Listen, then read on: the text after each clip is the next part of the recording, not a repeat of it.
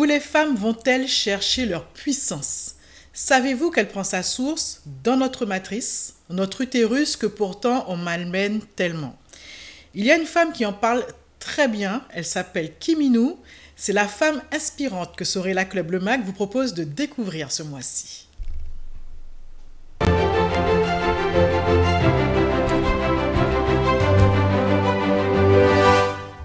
Bonjour Kim In-woo.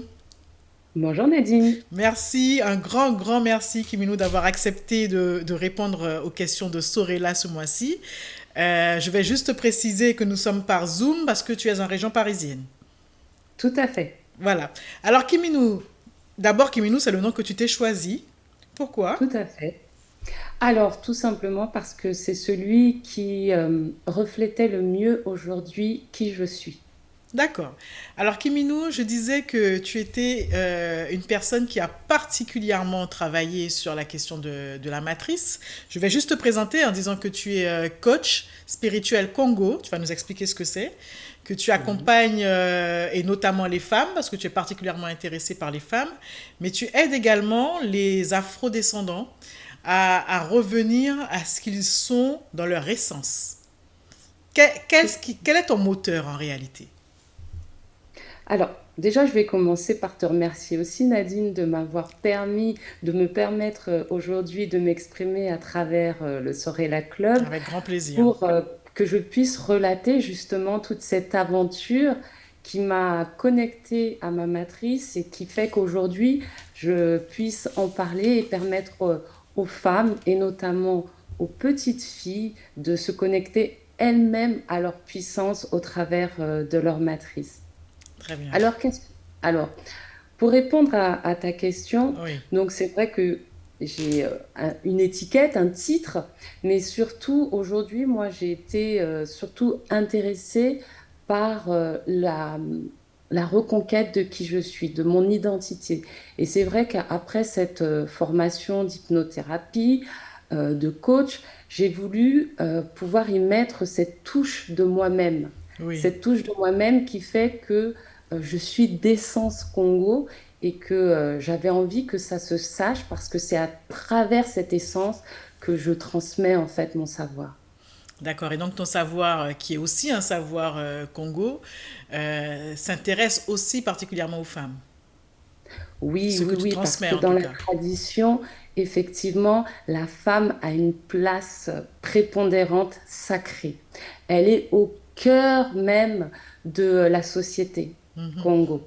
Alors, Kimino, je disais en introduction que la femme trouve sa puissance et sa force dans sa matrice, dans son Oui. utérus. Est-ce que tu peux nous expliquer ça?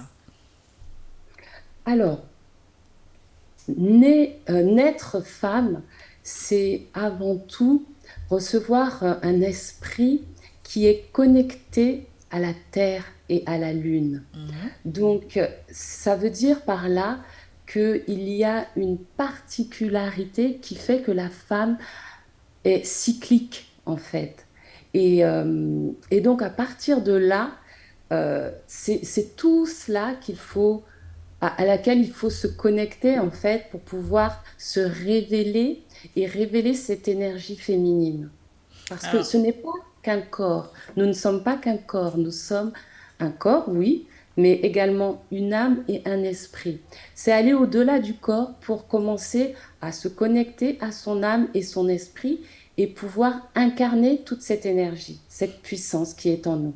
et du coup notre utérus, euh, est-ce que ce n'est que symbolique de dire que notre puissance est dans notre utérus parce que c'est féminin ou est-ce qu'il y a plus derrière ça?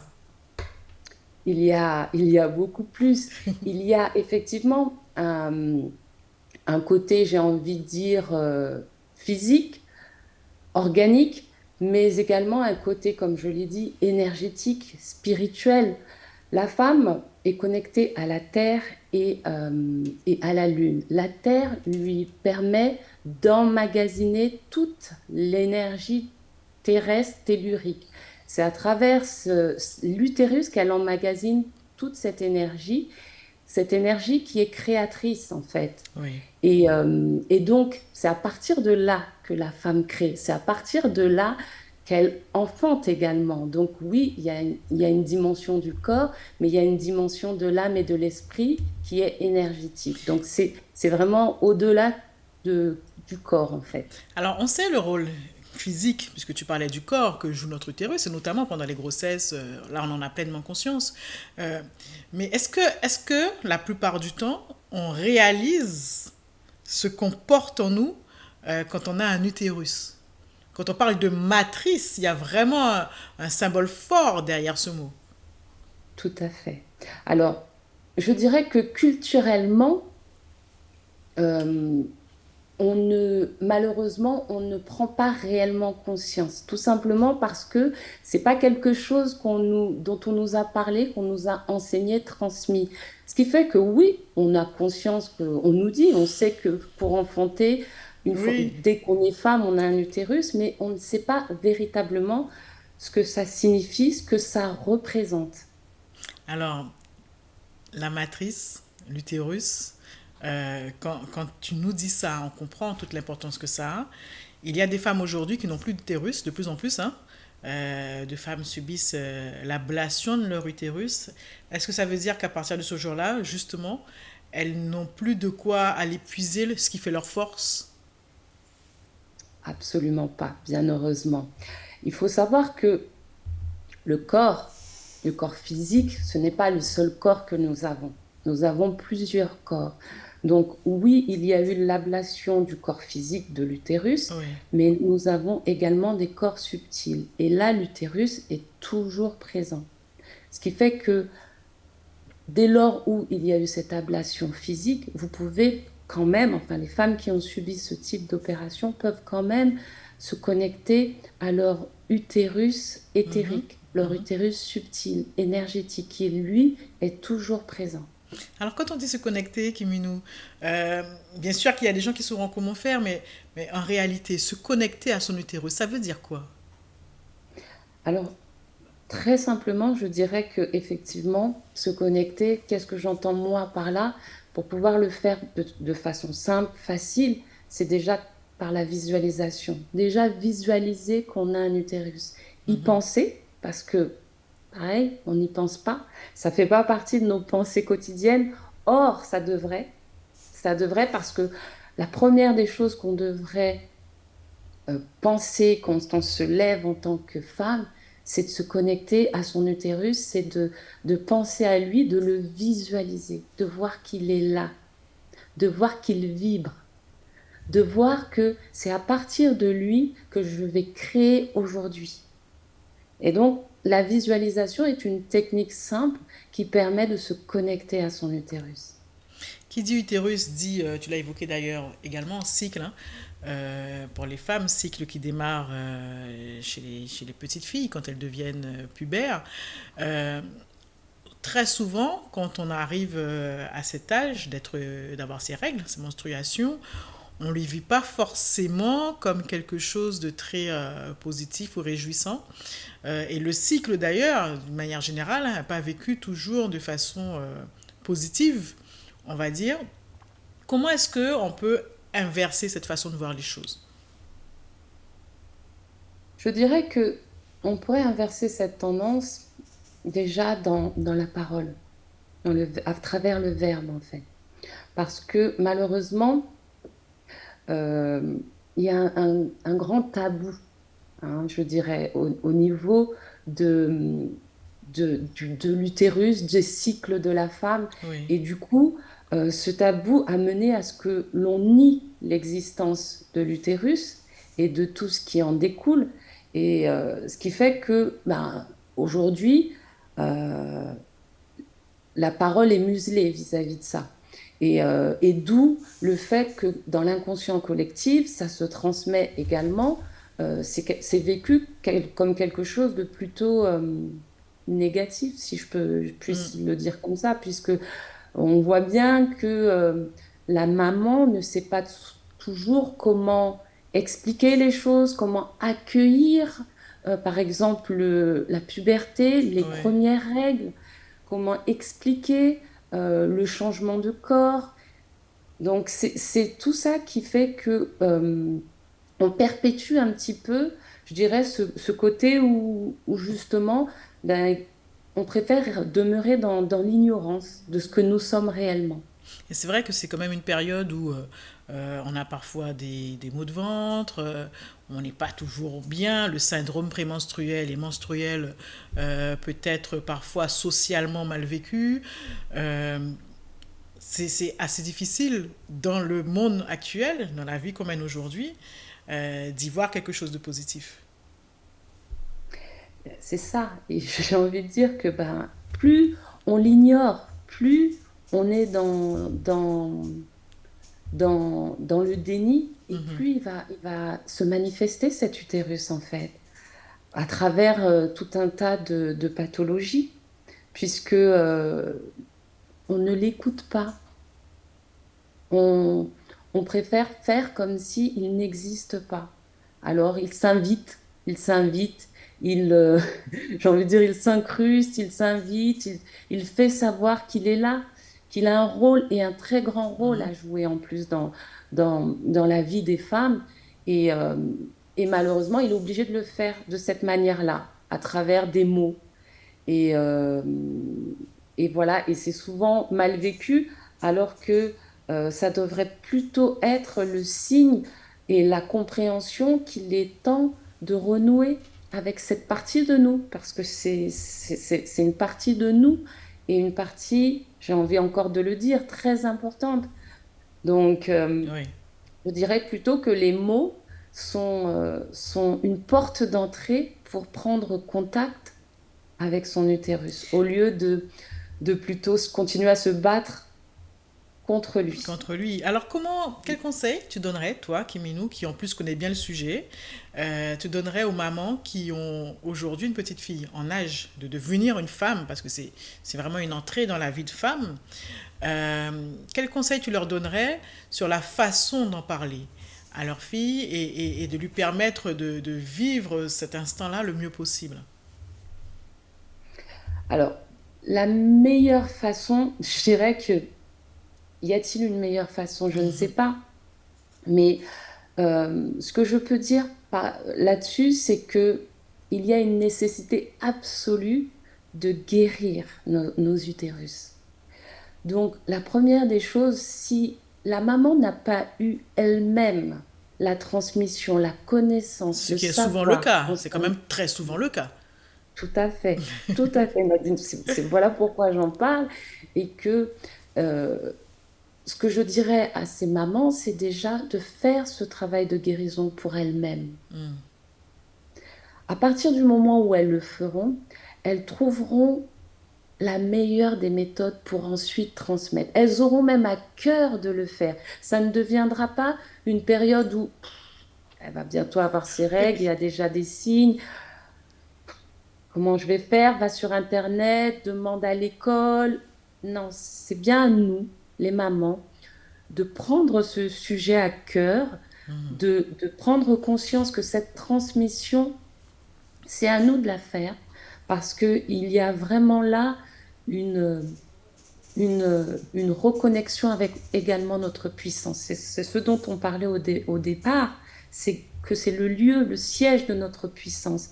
Et c'est ce qu'on a de plus beau finalement à offrir à nos filles, c'est de pouvoir se connecter à qui elles sont et à leur puissance. Donc voilà, je dirais que la meilleure méthode, c'est déjà de soi-même se guérir pour se connecter à son propre utérus dès lors où c'est fait. Mais je ne peux que vous assurer que on n'a qu'une envie, c'est d'en parler, c'est de le faire découvrir, c'est de l'offrir, c'est de le partager en fait. Alors, un travail de guérison, hein, tu dis qu'il y a un travail de guérison à faire. Euh, Oui, on le fait comment, ce travail de guérison? Est-ce qu'il on le suffit fait comment? juste de se connecter et ça va, ou il y a, je sais pas, il y a une façon de faire, il y a euh, une façon de se soigner quand Oui, on n'est pas il y a forcément en accord avec tout ça. il y a de multiples façons, Nadine.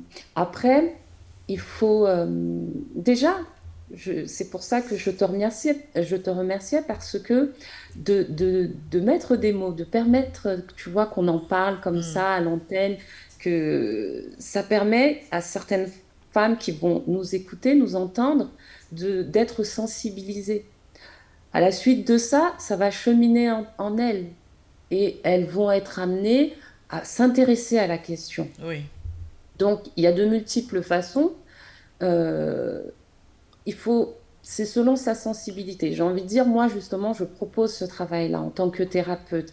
Mais il y a aujourd'hui également, par rapport au cercle de femmes, et il y en a de plus en plus, et Sorella Club est un évidemment. cercle de femmes. Oui. Justement, un cercle de femmes, forcément, est un cercle de guérison. Donc, se rapprocher déjà d'autres femmes, des femmes qui ont déjà fait le chemin, qui ont déjà fait le travail de guérison, qui peuvent partager de leur expérience, de leur connaissance, de leur savoir à travers de la thérapie, des coachs, mais également des cercles de femmes, tout simplement. Alors, il y a l'entrée, on l'a vu, dans la vie de femme. Il y a tout ce qui se passe ensuite, et puis il y a la sortie. Alors, est-ce qu'on va parler de sortie de vie de femme? Je dirais pas ça quand même, faut pas exagérer, mais peut-être sortie du cycle avec la ménopause, qui également est entourée de beaucoup de craintes, de peurs, de contraintes. On nous martèle beaucoup que c'est aussi un moment où ben, on commence à vieillir, la peau se relâche, on est un peu moins femme, un peu moins fraîche. Est-ce que là aussi, il y a un travail de guérison à faire avec notre utérus qui entre dans une nouvelle phase de vie? Alors, déjà, Nadine, moi, personnellement, de se dire qu'il y a une entrée et une sortie, je te dirais que ce n'est pas comme ça Hmm, que il faut le dans voir. la tradition Congo, les choses sont vécues et Ok. perçues. Euh, et pour parler particulièrement justement de cette étape qu'est la ménopause, ce n'est absolument pas une sortie, au contraire, je dirais peut-être que c'est l'entrée. Ok. Que la puberté était les prémices. Mhm. Voilà, c'était vraiment juste les prémices. Tu commences à te découvrir, tu te connectes à qui tu es et tu es en harmonie avec ton écosystème, ton environnement, avec la terre, avec la lune, à travers les cycles. Donc tu vas expérimenter tout ça pendant un certain nombre d'années, qui va t'amener à te découvrir, à te connaître et surtout à te connecter aux différents éléments et aux différents règnes. Parce que c'est aussi ça le but. On s'est déconnecté de tout ça, mais c'est aussi ça l'intérêt.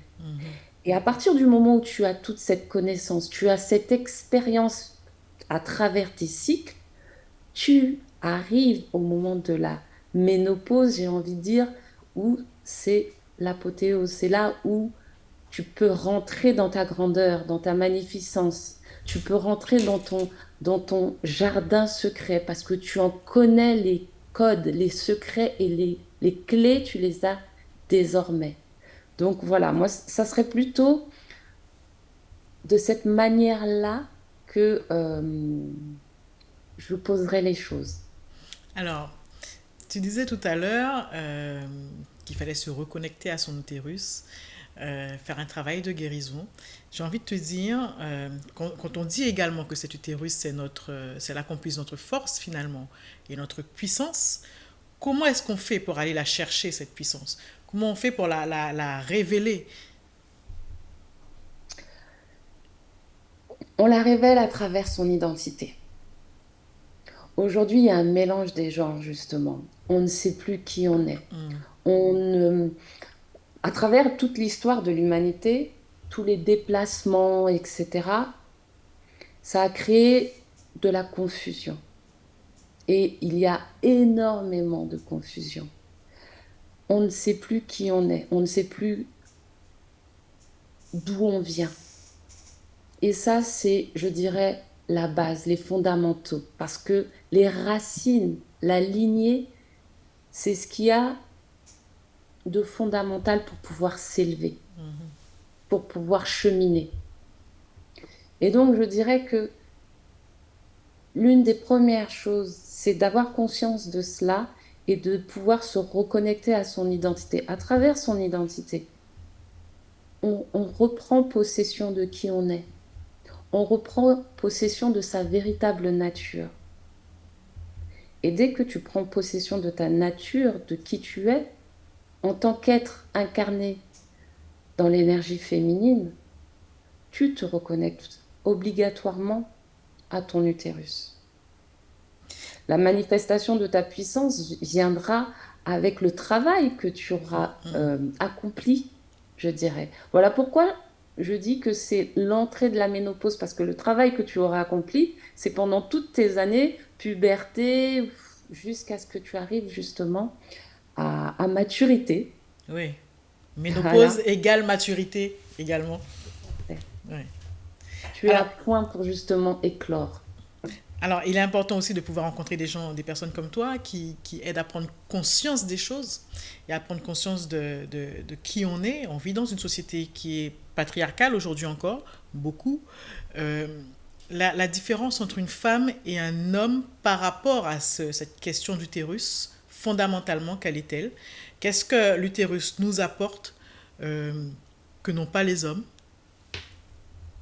Et qui nous rend Alors, complémentaires, en fin de compte, hein, parce qu'il ne s'agit pas de dire qu'on est plus puissante ou pas par rapport à ça, mais on est d'accord. Mais ce qu'est-ce n'est que... pas. Alors, par rapport à ça, Nadine, j'ai envie de dire, ça ne fait pas partie de notre paradigme. Nous, c'est la complémentarité, Oui, complètement, et ça l'a toujours été. Aujourd'hui, on fonctionne selon un modèle officiel patriarcat, mais quand même, quand tu retournes, notamment en Afrique, j'ai même envie de dire enfin, même à la Caraïbe, hein, aux Antilles, dans le fond, tu te rends compte que non, on est matriarcat. On est dans un système matriarcal. Il y a l'héritage quand même qui est encore là. Donc voilà, déjà nous, effectivement, c'est la complémentarité. Maintenant, là où notre utérus nous distingue de l'homme, c'est que au regard de la tradition Congo, la femme, à travers également son utérus, est le réceptacle. C'est elle qui va recevoir les énergies. C'est elle qui a la dimension spirituelle pour recevoir les énergies. Et c'est à travers la femme que les énergies transitent pour que l'homme puisse les recevoir et les manifester dans la matière. Donc, la femme a un rôle éminemment sacré parce que ça descend, ça remonte parce que ça vient d'en haut et d'en bas et ça va chez l'homme qui manifeste dans la matière. Cette énergie créatrice, hein, c'est la femme qui les reçoit à travers sa matrice, à travers son utérus. c'est un sujet passionnant. On pourrait en parler encore pendant des heures, hein, mais on arrive tout doucement à la fin de notre rencontre. On va préciser, Kiminou, qu'on peut te retrouver sur les réseaux sociaux, Tout à fait. déjà à travers ta chaîne YouTube. À travers ma chaîne YouTube, Kintwadi Kiminou, où effectivement on évoque des thèmes sur l'ancestralité, la Mhm. tradition Congo et tout le travail que nous faisons avec mon époux. Et tu es également sur Facebook, sur Instagram surtout. On peut te Oui, retrouver. Et, plutôt active sur Instagram, sur ma page kiminou.l. en tout cas, je te remercie infiniment pour toutes ces informations que tu nous as apportées. Et pour cet échange, on a bien retenu hein, que finalement, tout au long de la vie d'une femme, il ne faut pas se laisser déconnecter de son utérus.